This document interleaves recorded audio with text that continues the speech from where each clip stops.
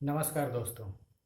सदी के महानायक, सर्वसाधन संपन्न और लोगों को टीवी पर कोरोना से बचने के उपायों के बारे में जागरूक करने वाले अमिताभ बच्चन जी कोरोना पॉजिटिव पाए गए हैं।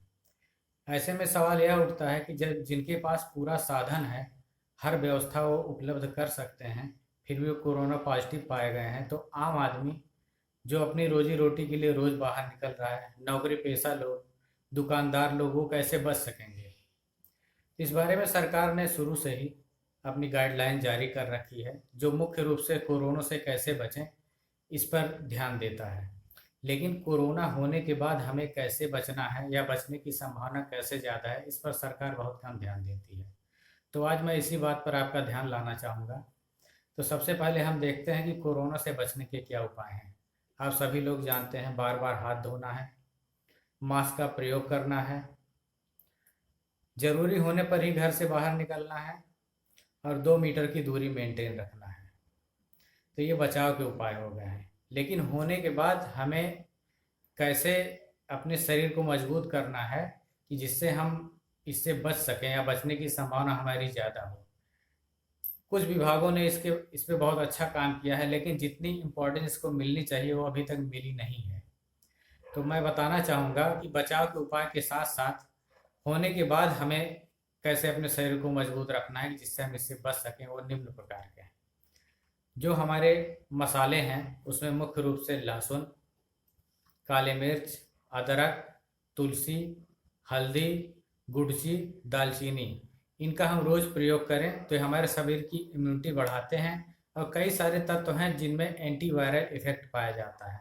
तो ये हमें होने के बाद भी इस बीमारी से बचा सकते हैं या इस बीमारी के होने पर हमें इसका प्रभाव नहीं दिखाई देगा।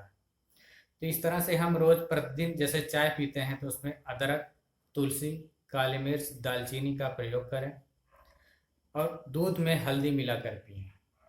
साथ ही साथ ठंडे चीज़ों का बिल्कुल भी उपयोग ना करें, गर्म पानी ही पिएं। इसके अलावा जो सबसे महत्वपूर्ण चीज़ है और जिस पर सबसे कम ध्यान दिया जाता है वो है हमारा लेवल ऑफ फिजिकल एक्टिविटी, शारीरिक श्रम का स्तर।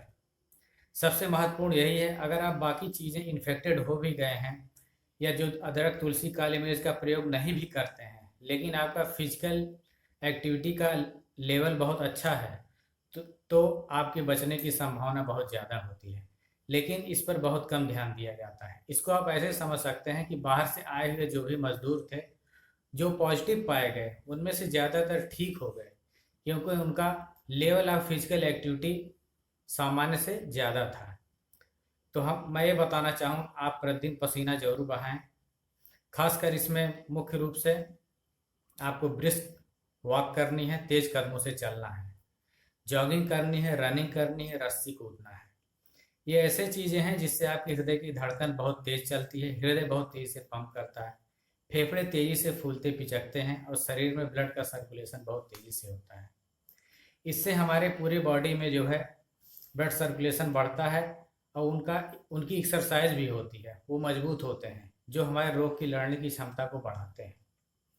इसके अलावा प्राणायाम बहुत ही ज़रूरी है। उसमें हम अनुलोम विलोम, भस्त्रिका, कपालभाति और भ्रामरी, इनको प्रतिदिन प्रैक्टिस करें और सुबह शाम करें इसको। जितना ज़्यादा आप पसीना बहाएंगे, इन्फेक्टेड होने पे उसके बचने के चांस उतने ही अधिक हैं आपके, या हो सकता है इन्फेक्टेड हो, आपको उसके लक्षण प्रकट ना हो। तो जैसा कि विशेषज्ञ बताते हैं, बहुत पहले से बताते आ रहे हैं, जिस तरह से ये फैल रहा है इसके बारे में बहुत कम जानकारियां हैं। पहले बताया जाता था कि हवा से नहीं फैलता है, लेकिन अब हवा के द्वारा भी ये फैल रहा है। तो कुछ विशेषज्ञ बता रहे हैं कि ज़्यादातर जनसंख्या इसके द्वारा इन्फेक्टेड होगी। तो बचाव के साथ साथ आप ये तरीके ज़रूर अपनाएं जिससे कि आप बच सकें। और एक बात और मैं कहना चाहूँगा कि जब शुरू हुआ था, जब पेशेंट कम थे, तो लोग बहुत ही जागरूक थे इसके बारे में, सोशल डिस्टेंसिंग का पालन कर रहे थे, मास्क ला रहे थे, हैंड वॉश कर रहे थे। लेकिन जैसे जैसे केसेस बढ़ रहे हैं, लोग उतने ही असावधान होते जा रहे हैं।